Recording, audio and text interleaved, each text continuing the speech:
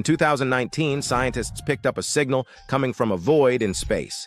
At first, they thought it was a glitch. No stars, no galaxies, just silence. But the signal kept repeating exactly every 16 days. It was too strong to be random. And every time it came, it was on a different frequency as if someone was answering. They sent their own message, a short pulse toward the source. There was silence for 3 days and then something that sounded like an echo. When they tried to re-record the signal, they discovered that the reply wasn't coming from space, but from their own device, from inside the lab.